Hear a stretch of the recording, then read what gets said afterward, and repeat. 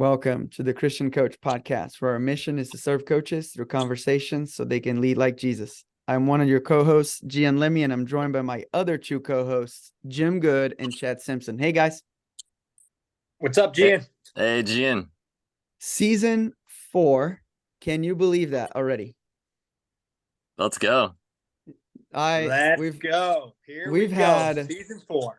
We've had over 125 episodes recorded in 3 years. And I'm just so excited for the lineup coming up for season 4. We usually take a break in the summer to recoup. Like I said, this is not our main jobs, even though we do pump out a lot of content. This is not our main jobs. And I just want to review for our new listeners that we're getting in constantly. But my main job is I'm the director of operations for the tennis team at Liberty University. And I'm also a part-time social media coordinator for speaker and author John Acuff. Chad, would you like to say a little bit more about your job? Sure, yeah. I was a college coach, high school coach, and stepped into this role with Athletes in Action, directing our tennis ministry. So it's been about a year and a half that we've been up here in Dayton, Ohio, and it's been a blast getting to love on coaches, ministry coaches, and spread the good news through sports. And I'll throw it over to Jim. What you got? Yeah, I'm the third wheel of this tricycle now, and honored to be serving with these two incredible dudes. But I was a former high school coach, athletic director for 25 plus years, and then transitioned into a new role with a ministry called Nations of Coaches, where we serve college basketball coaches, and just finished up year number 1. So good. So good. So good. So we wanted to use this roundtable discussion to set the tone for the rest of the season, but as well as the month of September coming up. So the way the podcast is going to work, and it's the same way we did it last year, the first episode of every month will fall on the first Tuesday of that month, and will be a roundtable discussion between the three of us. And then the following weeks, we're going to have interviews where one of us will be interviewing a coach, a leader. Maybe this season we'll have our first athlete come on and record a podcast with us. But we're just so excited about the lineup. But this month we wanted to really focus on what has happened to the three of us this summer and just recap the things that God has taken us through and the lessons that we've learned so far. Is that a good one? Yeah, let's do it. And I think also we wanted to highlight just from the beginning our hearts to just start this podcast. There's a lot of great podcasts out there, but we just have loved being able to bring a microphone for our guests, for them to share their story, and for coaches just to be encouraged that there's other believers out in the world. Hopefully you guys can network with one another as you see a name pop up. You can connect with them and get to know them even more. And yeah, it's been a great bonding experience for us three as well, to grow our brotherhood and our friendship. We're growing as communicators and leaders to do the podcast, but most of all, we just love to connect with these awesome guests and share their stories so that you all can learn from them as well. And you guys see us on YouTube. We got our pens out as we're hearing these people talk. We're filling notes. We're learning from every single episode. So we know that you guys are as well. Yeah, it's selfishly, it's a great excuse to reach out to people that we admire and be able to ask them questions, right? Sometimes they wouldn't say yes if it wasn't for them to be able to share their message with more people. If you just say, hey, can I just pick your brain for an hour? Most of them would say maybe no. But now that we have a platform where they then can share with more people, I think they say a lot of yeses. But yeah, my summer was incredible. Very hard. Kids out of school, and we have to entertain a 5 and a 3-year-old, and it's not easy. But we were able to take 2 weeks and go to the island of Mozambique in East Africa. It was just a special adventure for us to get on. This was our first family's mission trip, where we took the whole family and we decided to go 8,400 miles away from Lynchburg, Virginia. And we went with no agenda besides just being there with the people of Mozambique. But God is good in a way where while we had no agenda, he opened up doors for us to serve and use our gifts inside that community of 15,000 people. We were at a hotel called the Rickshaws, and they have a restaurant inside this hotel, and it's owned by missionaries, and that's their ministry. They minister to the 10 to 12 workers of the hotel. And right when we got there, we found out one of the chefs had a tooth infection. And so I was able to use my chef skills that I've been honing in for the last 3 to 4 years and jump in the kitchen and be there almost for every meal so that we can serve the guests of the hotel as well as the guests of the restaurant that would just come in on any given day. And so I was able to provide relief to the owner so that he didn't have to be in the kitchen there and make up that difference. And then I was able to connect with the other chefs that were still working in the kitchen and be serving shoulder to shoulder instead of being the white man that came to solve all their problems. I think that was very impactful to them because that's the only relationship they've seen besides with our missionary that lives in there, was everyone that comes to be served, right? If you're coming to a hotel or a restaurant, you're just expected to be served. I was there to serve alongside them, and that opened up some doors where we could have some relationships and develop some conversations that led to a deepening of my faith and especially a deepening of their faith as well. So that was such a cool trip. Every day there was something new popping up where one of us that was on this trip had to use the gifts that we've been given. So I was glad that the whole family got to experience that. That's awesome. That's awesome, Gian. Follow-up question. What was it like for your family to be there? And then how has that been coming back to the States, just for you all to be growing together? Yeah. The island of Mozambique is such a poor place. And being there for that long of a period and then coming home to our house, my wife and I especially, we were just not saddened, but shocked by how much we have, right? So like our heart was just put in a decluttering and donate as much as we can because we saw people living with a lot less, and so that was, I think, the biggest impact. It came in our marriage. And we've been to Brazil and we've seen poverty, but we just haven't seen it to that extent. And so that has really changed the mindset of my wife and I, especially. And then the kids, the way we saw God work through the kids was that they were in their best attitude the entire time. A 5 and 3-year-old went 2 weeks without throwing one fit.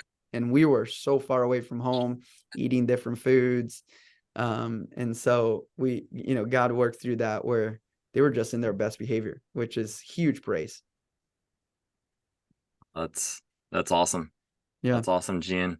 And balancing all your work roles heading into the fall. What are you guys most excited about, Gian, for Liberty, John Acuff, all that's going on there?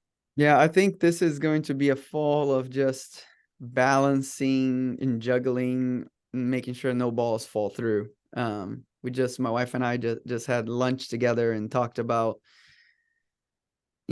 continue communication so nothing falls through the cracks, which actually makes us grow closer, right? When we're just going our own ways and doing things separately, I think things come through and fall through the cracks. But I think this fall we have so many things going on, and Meredith's father is retiring. So we have that dynamic. My father has been in and out of the hospital in Brazil. So there is that uncertainty as well.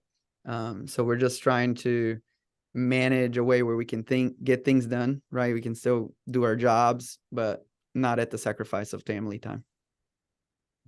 Oh, that's really good. That's really good. And Chad, do you want to give us your summer breakdown? Sure. Yeah, gladly. Family update for us is we're about a month out at the time of recording from baby number 4 to be on the way. So our oldest is 9, and heard from Jim Good, he called it 4 and no more.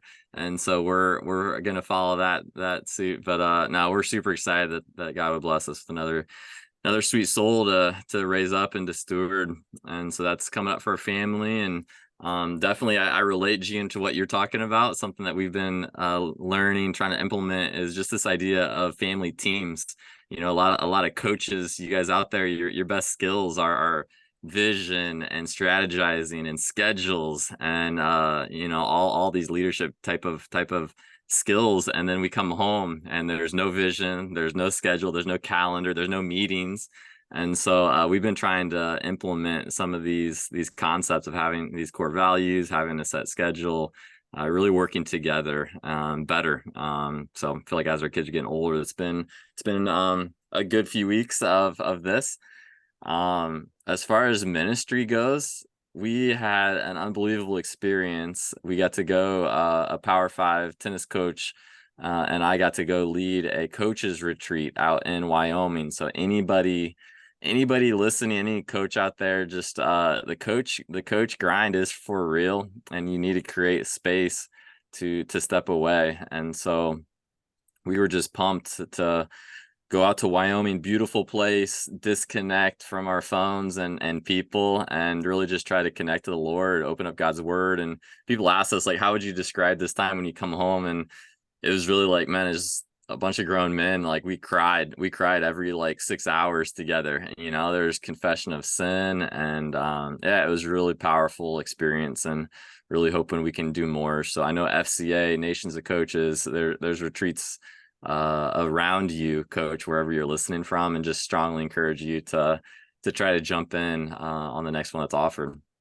And Chad, I think the misconception is that coaches don't have time for those types of things because they got to get on recruiting and all of that. But I think there's that saying that a task will take as much time as you give it to, right? So if you just have an open schedule and you're like, oh, I'm just going to do recruiting today, it will take you all day to do recruiting.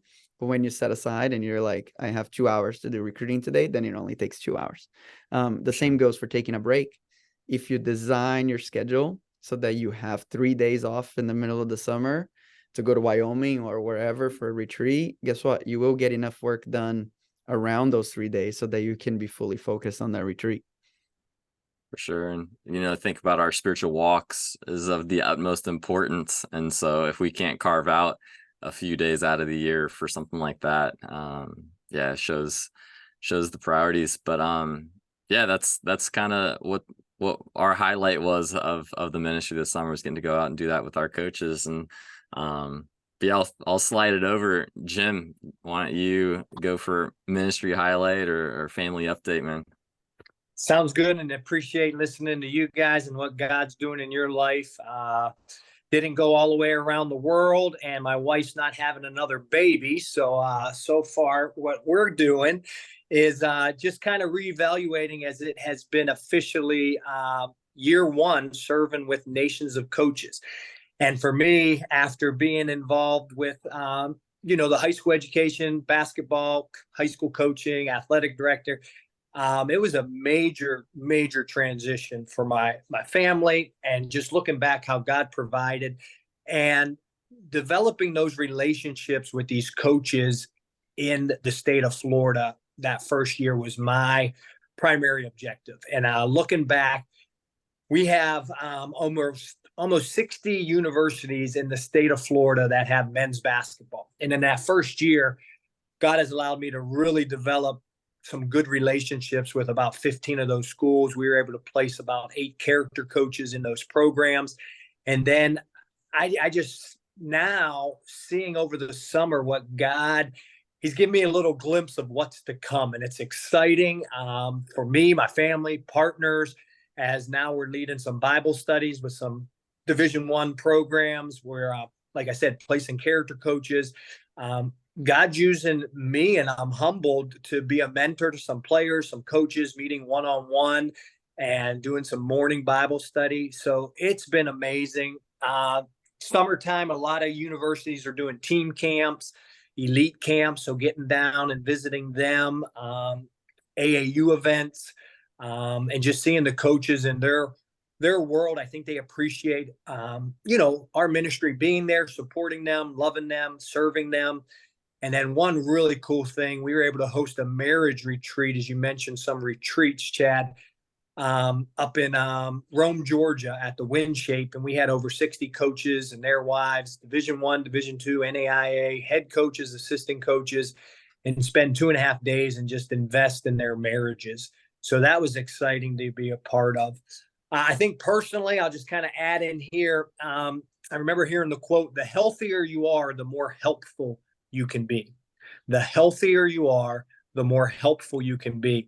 And not just talking about, our physical health, but that's adamant. If we're healthy, we can help people. But spiritually, if we're healthy, we can help people. But then God's just been really kind of turning my attention to my financial health. And one of those aspects that sometimes gets left on the side. So just learning, navigating through some financial things and just trying to be in a good spot, with my financial health, I think is some things that God's been working in my life this past summer. And also just throwing it out there, so excited as I got some input from my two mentors here, Chad and Gian, was able to follow in their footsteps. Humbled, Grateful, a little devotion book was able to come out. Good stuff, God stuff. So get your crayons out. It's very elementary, but you can color in some pictures. But excited that book's on Amazon now, a little devotion that maybe help out some players and coaches, just encourage them. Yeah, I love it. We'll add that link to the description, Jim, and don't sell yourself short. It is really good. Oh, thank you. It's a great needed book. So great job. I think there's a stat, I think 86% of population says that they want to write a book, but only 2 to 3% end up actually writing one. So congrats. Thank you. Just following your footsteps, boys. Following your footsteps. Quick question, Jim. In that marriage retreat, a lot of our guests are married, or want to be married at some point. What are the things you saw that are most common when it comes to the marriage of coaches? I think what I'm noticing is a lot of these coaches, they want to be good husbands. They want to be good fathers, but the demand of being a college coach just pulls you. And I think getting away for those 2 days was just a nice shot in the arm, a refreshment, encouragement to get away from the day-to-day, the grind, the hustle. And one thing that our ministry started doing is we do a bi-monthly Zoom for our coaches and their wives to try to keep this going. I'm not part of that, but we have different representatives from our ministry that say it's just going immensely well. So excited to hear that. But again, I think these coaches are really trying to, like I said, be a good husband, be a good dad, and then just the demand of the job. It's a hard profession. So to be able to come alongside to kind of educate them, encourage them, I feel like they really love the extra support we're able to provide. Awesome. And Jim, this is your opportunity to start telling us, how would you change the college basketball schedule so that coaches can be less stressful? We'll do another podcast for that one. Yeah, coaches, we just wanted to take this time and catch up with each other. We haven't been able to hang out all summer because we've been just getting pulled all different directions. So we want to just come together, hang out together, the three of us, and just check in with you guys, the audience, and just remind you that the mission field is right where you're at. And that's how we finish most of our episodes. And it really doesn't matter if you are traveling the country, if you're staying put in your own hometown, if you're going across the globe, you have the gifts that God has given you to make an impact wherever you are. And so I even stopped calling schools secular schools or Christian schools, because God is everywhere, the Holy Spirit everywhere. So that means that everywhere is holy ground. And so I'm going to make an effort to, when I'm talking to coaches that are not technically in Christian schools, to start to call them secular, because God, wherever there's a Christian, God is with them. And that means there's holy ground in there too. What do you guys think about that?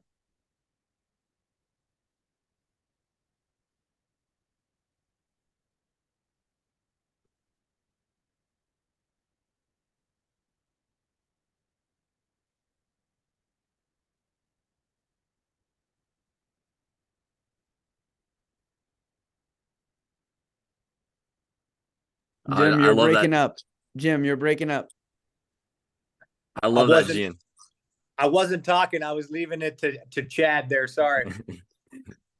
We had like about a 5 minutes of pause. Hey, listen, that just happens in life. Sometimes we got to pause. We got to slow down. We got to be still. We got to know God's in control, right? So good lesson there. That's right. But That's right. Just to follow up, man, I like what you said. Just to reiterate that, it's easy to decipher between the two, and I think I'm learning. People need encouragement. People need love. People need to know they're supported, and it's a calling in what we're doing. There's no doubt this is an anointing on our life, even with this podcast, to serve coaches, to connect with you, to encourage you. We've heard the quote before, Dr. Billy Graham: a coach will impact more players in a year than the average person does in a lifetime. But a lot of us don't continue with that quote. And so the quote goes on. So who's coaching the coaches? And I think that's so important for us to realize as coaches. We're in your shoes. We understand where you're coming from, and we just want to encourage you. We want to love on you. We want to support you so that you can do your job in the best way God wants you to. Chad, do you have any final thoughts? Yeah, no, that's really good stuff. Well said by both of you guys. And yeah, that's the hope. That's the hope that if you are isolated on that campus, that you have the Spirit of God inside of you, and there's hope for that campus, whether it's Christian or secular. And yeah, we all need, all the pressures that are coming from the outside are squishing, and just destroying.